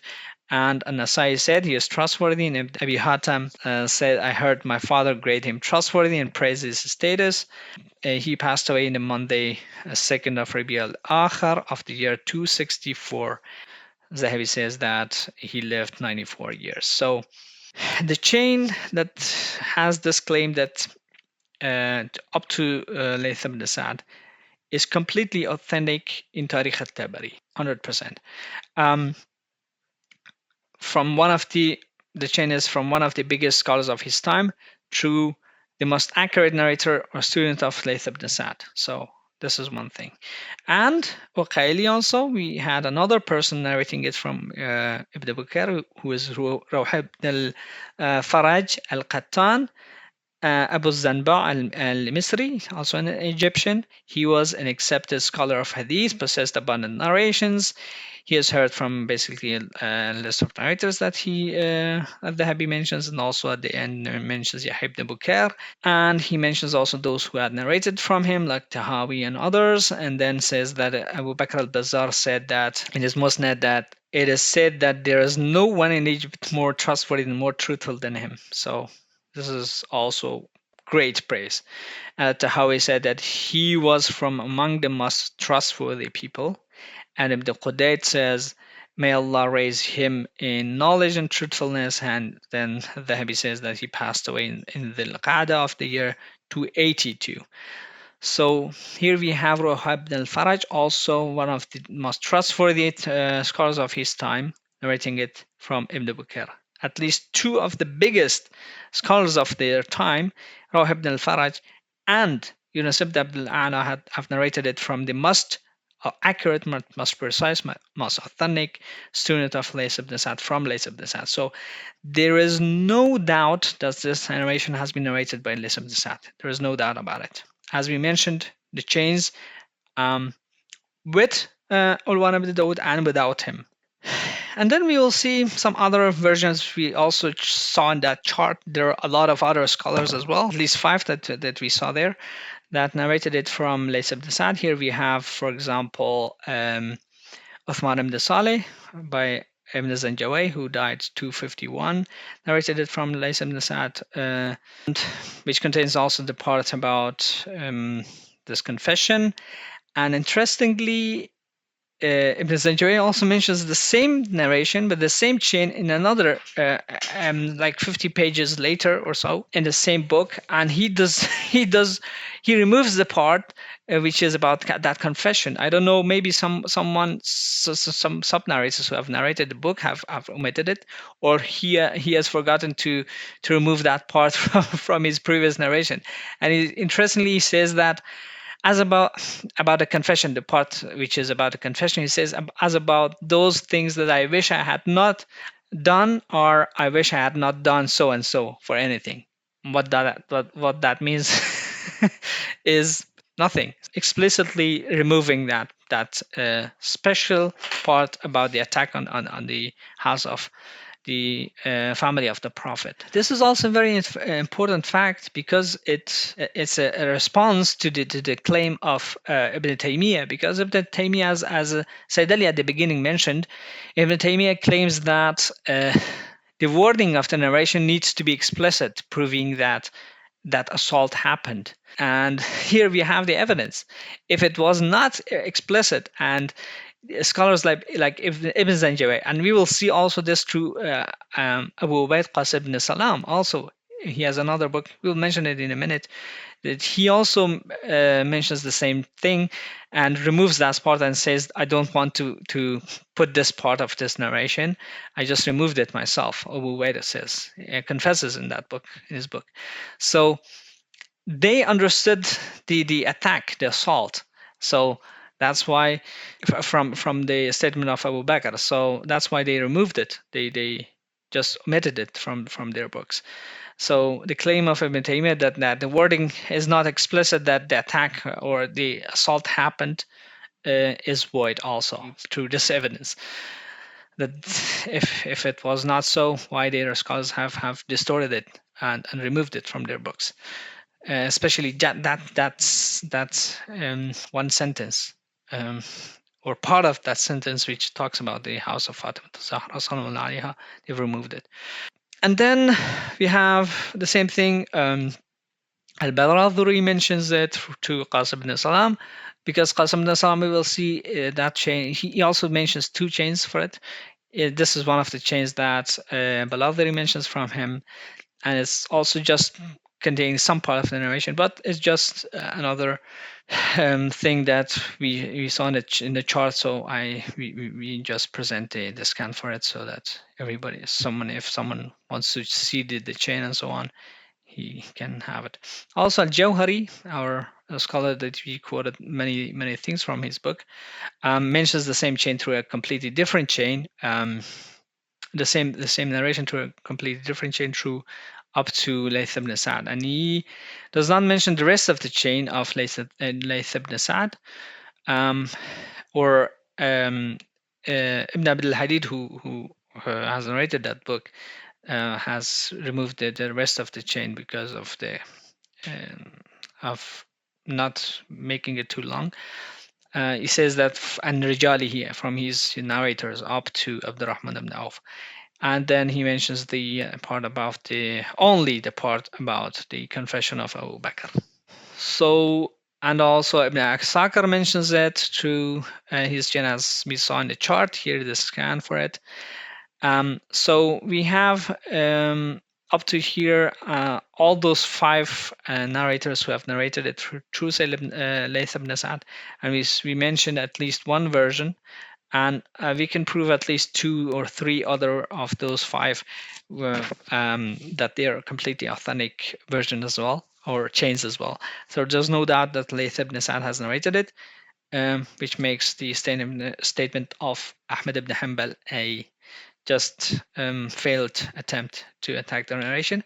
But there are other things also about the chain, like the things that they claim that some of them try to present this as an evidence to weaken the narration, and that is the part which they mentioned about inconsistency. Uqayli mentioned that it is inconsistent and it has no supportive chain. We proved that supportive chain exists, of course, but let's see the inconsistency.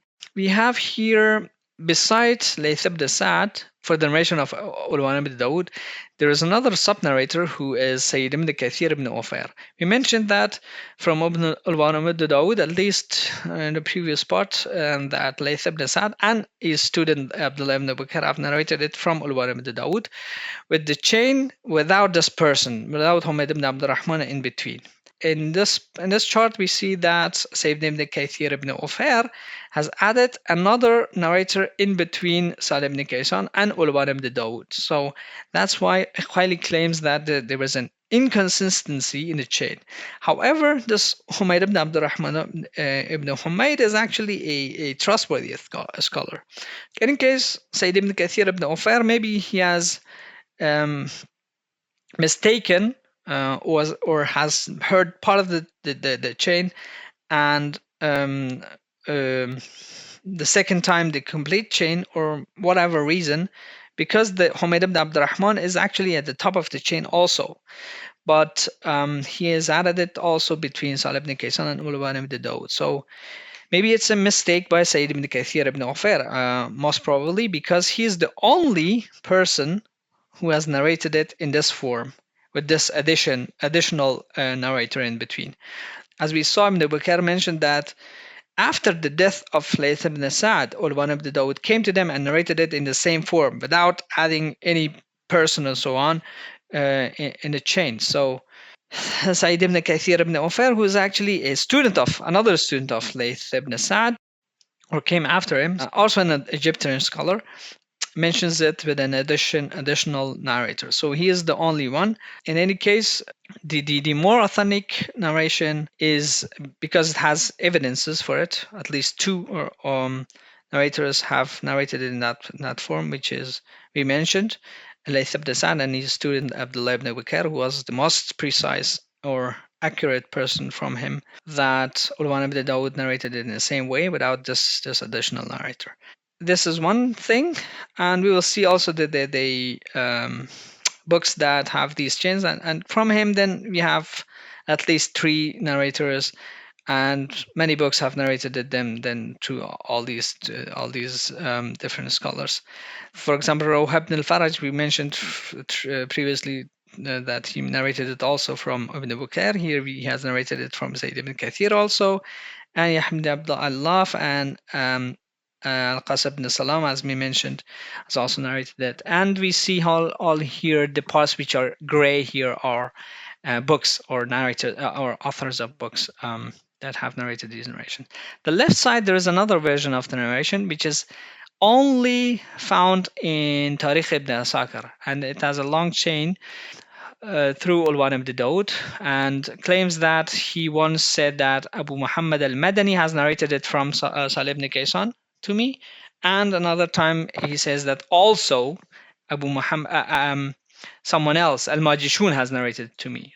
This person in yellow, Abu Muhammad al-Nahrani or al-Bahrani, is an unknown person. So both of these additional narrators could come only through this chain, and that person is completely unknown. So this one cannot be actually used as an evidence for the inconsistency of the chain, because the chain itself up to Ulwan ibn Dawud is not authentic. Let's see the versions of Sayyid ibn Kathir ibn Ufair with the additional narrator, and also some of the books that have narrated this.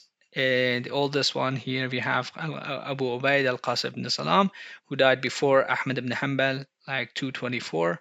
Ahmad ibn Hanbal died 241, for example.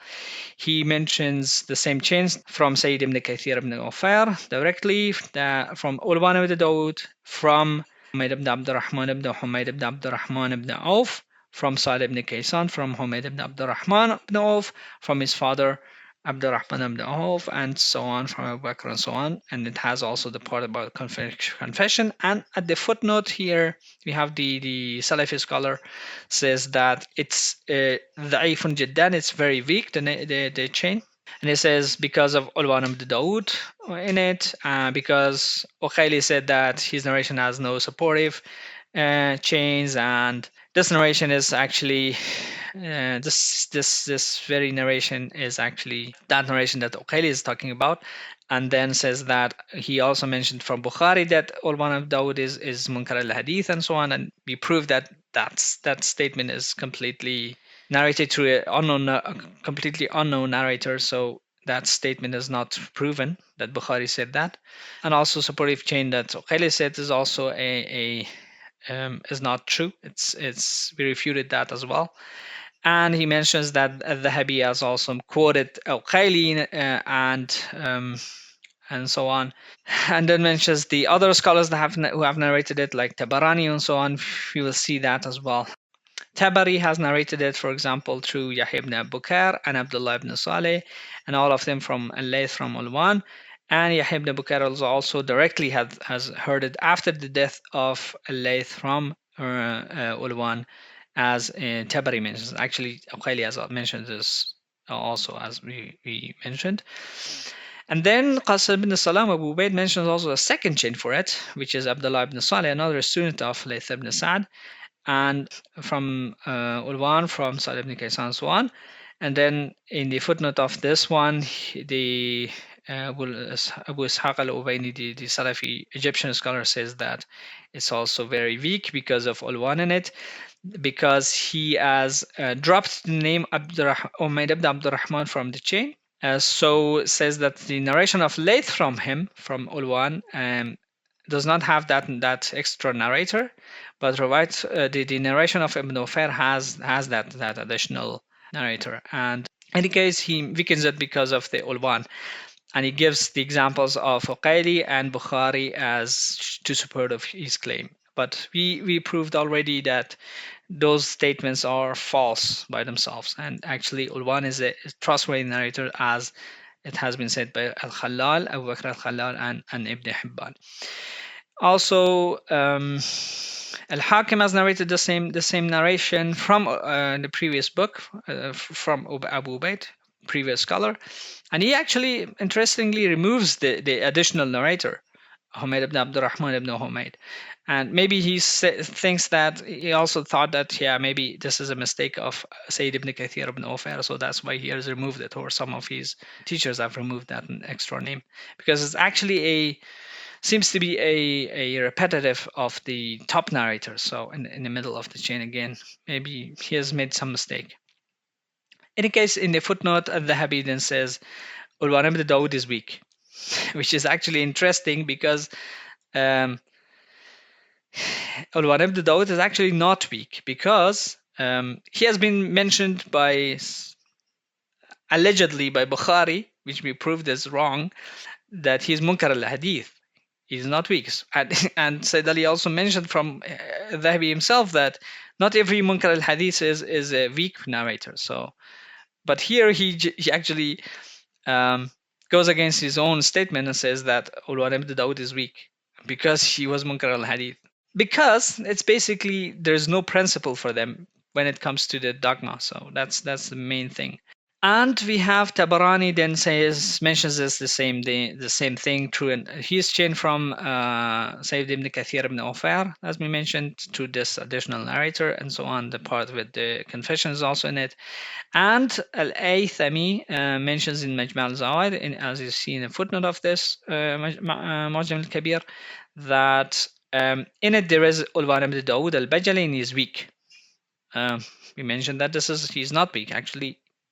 Allegedly has been said to be Munkar al-Hadith by Bukhari, which is proven is wrong. It's not established.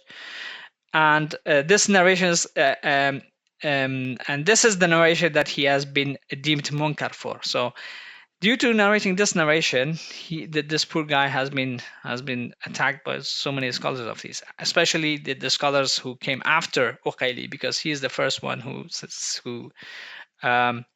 weakens this person.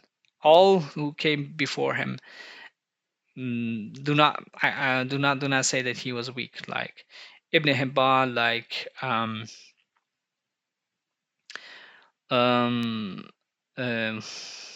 Abu Bakr Khalal, and so on. So others beside Uqayli do not attack him. So say that he was a trustworthy narrator. Anyways. And then we have Darqutni. He's also trying something here. He mentions in his book Al-Ilal Al-Warida fi Ahadith Al-Nabawiyya, and he mentions that basically this narration has been narrated by a sheikh from Egypt by the name of Ulwan ibn Dawud, which is actually false. And then he says that the chains have differed in it. So from Ulwan ibn Dawud, he says that Sayyid ibn Kathir ibn Ufair has narrated it from with this additional narrator, Ubayd ibn Abdurrahman ibn Humayd from Salih ibn Kaysan, and Layth ibn Sa'd as opposed them and narrated it from Ulwan directly from Salih ibn Kaysan through his chain. Through this chain, and then says that except that he does not mention between he mentioned this additional narrator, and so Darqutni then because of whatever reason he just professes this one. He says that so it is more likely that Sayyid ibn Kathir, Sayyid ibn Ufair has recorded it accurately from Ulwan, because he has added a narrator in between, and Sayyid ibn Kathir, Sayyid ibn Ufair was of the trustworthy Uffaz, scholars of Hadith, which is basically absurd because he's just throwing Layth ibn Sa'd under the bus. Says that Sayyid ibn Kathir is actually a trustworthy Uffaz, a scholar of Hadith. Does that mean that Layth ibn Sa'd is not? It's Sayyid ibn Kathir ibn Ufair is actually a trustworthy scholar, but he's not at the level of Layth ibn Sa'd, as we mentioned. Layth ibn Sa'd is a peer to Malik ibn Anas. Sayyid ibn Kathir is just at the level of his students, so he's not at the level of Layth ibn Sa'd in any case. And that's why here we see, interestingly, in the chain, in the footnote, the muhakkik of the book also makes a note of about this statement of Darqutni. Says that there is no doubt that Layth ibn Sa'd is also from the trustworthy Huffaz. So it's not just Sayyid ibn Kathir. Just because Sayyid ibn Kathir has added a narrator does not mean that his version is more accurate. So basically, he is criticizing Darqutni for saying this, the annotator of the book, muhakkik of the book, and says that, but he actually throws a jab at Ulwan himself and says that وَنَا نَسْتَبْدِأَ أَنَّ Ulwan ibn Dawud الذي هو منكر الحديث كان تارة يذكر حميدا وتارة لا يذكره. That he says that is actually it is not far from truth. It's not unlikely, so to speak, that Ulwan ibn Dawud actually was maybe the person who had sometimes would add a narrator in the chain, who is this Humayd ibn Abdurrahman ibn Humayd, and sometimes he didn't add that narrator because he is Munkar al Hadith. But being a Munkar al Hadith and adding a narrator to the chain and removing it does not have anything to do with each other. So it does not. It's not a conclusion of being Munkar al Hadith that he makes up. He changes the chains of narration. It's a change of narration, exactly.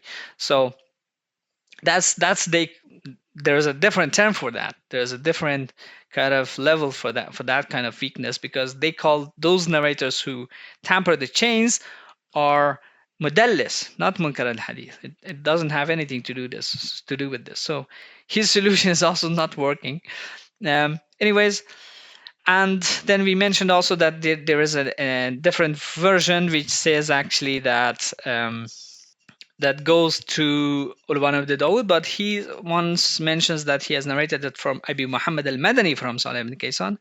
But it could be also a mistake because, and in any case, this chain is all this entire chain for this version is completely unknown because of one unknown narrator. It's not established. It's a weak narration in any case, a weak chain, so to speak.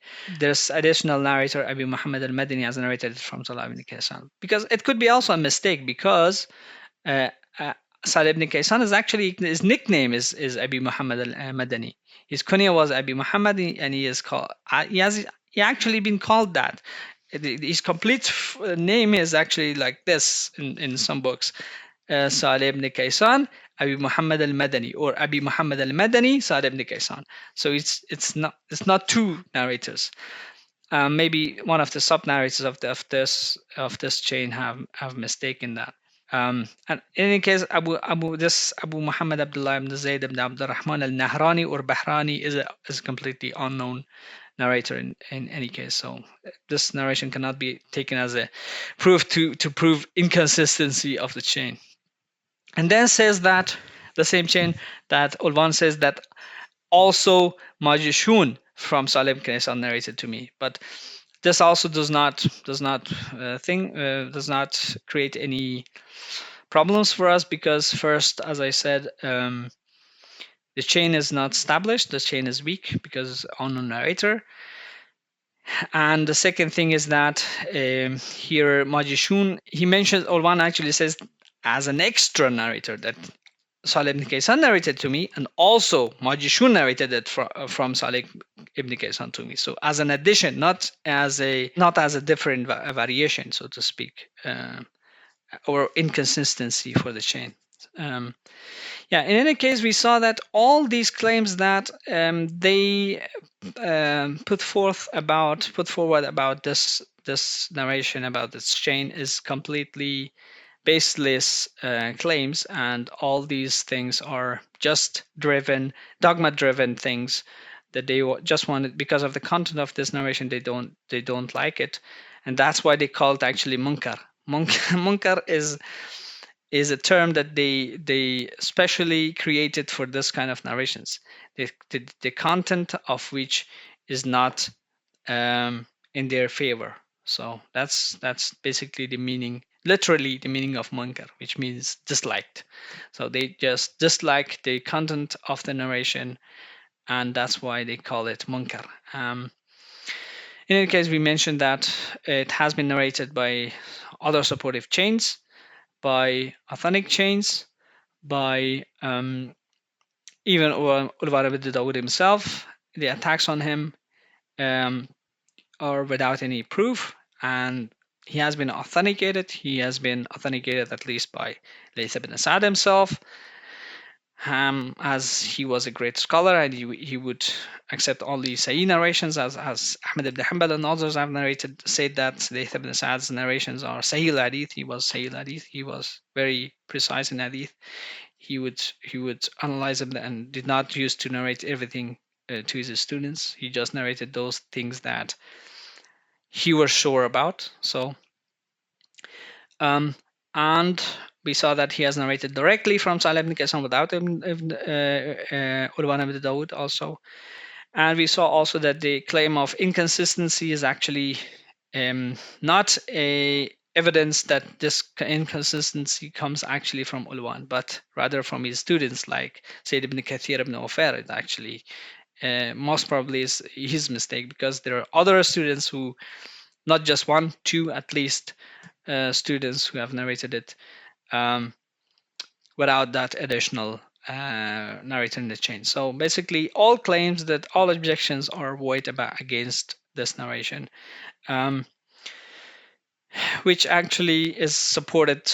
It wraps up the entire other evidences that we have presented so far. So with this, thank you very much.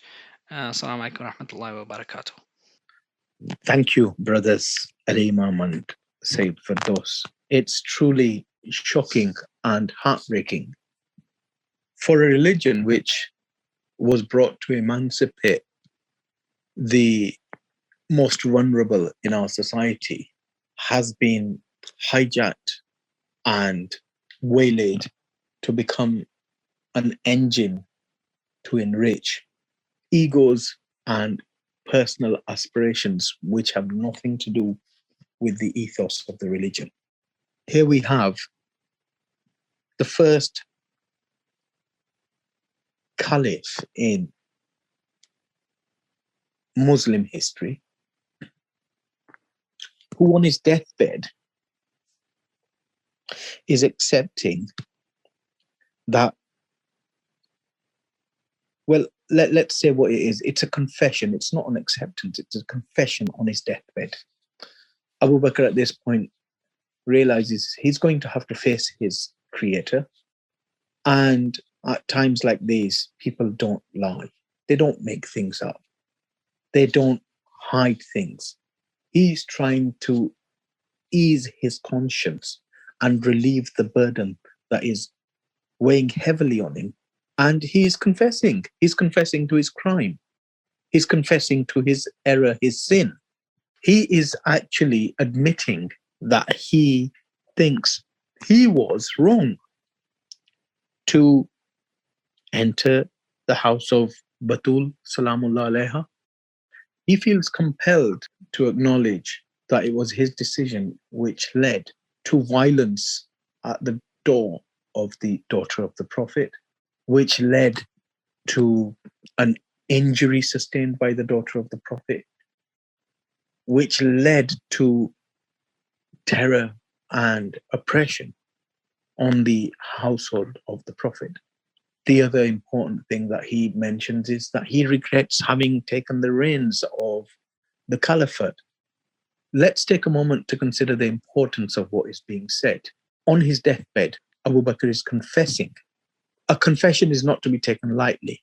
If you are in a court of law, whether it's civil or criminal, if you accept something voluntarily and you don't qualify it, it's a rare judge who's going to go behind that and say, no, I don't believe that. It's a confession. He has no motive at this time to lie. He is saying something which is corroborated in other reports. He is saying something which is detrimental to his character. For anyone to try and argue that this confession is weak or not credible or a fabrication would need to carry out an immense act of disingenuous semantical acrobatics in order to try and justify such a stance. But surprise, surprise, daylight robber of the Sunni academic world, Ibn Taymiyyah actually does say that 1,000 years later comes in and rejects this report. And this is in line with his previous teachers, scholars, and a long line of Sunni academics have done exactly the same. But he carries on, and giving this report some consideration, he decides that even if this report is taken to be true, then the reason for this would have been that the Ahlul Bayt alayhim salam may have been illegally withholding funds belonging to the Ummah. And he may have been entering simply to recover property belonging to the government. Now, that's a lot of what ifs. And it's also something that is completely and utterly based on assumption. There's no evidence for this whatsoever, and there never has been. It's also an argument that I don't believe has been used by any of the previous scholars. But what it does show is the extent Sunni scholars will go to try and justify the actions of Abu Bakr when he himself is accepting that he was wrong to have done this. This is where the ideological belief of lying to try and show the Sahaba were all just and were all good and were all congenial with each other. So here we see the Nasibiyat of Ibn Taymiyyah. In order to safeguard the reputation of Abu Bakr, where Abu Bakr is actually making a confession, Ibn Taymiyyah is accusing the Ahlul Bayt, the family of the Prophet, the daughter of the Prophet, of theft, of defrauding the Muslim Ummah, of withholding money and property belonging to the Ummah. This goes way beyond a simple defense of Abu Bakr. This is actually much more serious and sinister. Some may consider this conspiratorial, but it's borne out by the facts that Ibn Taymiyyah is vilifying the Ahlul Bayt in order to exonerate Abu Bakr. And we see Sunni scholars rejecting Ulwan ibn Dawud simply on the basis that he narrated an incident which either purposely or unintentionally supports the true factual position that the progeny of the Prophet were attacked and victimized and terrorized by the Ummah. Now, this is the level of deception, hate, and misrepresentation you will face whenever you try and see what actually occurred against the Ahlul Bayt. This is why when you have been spoon-fed a diet of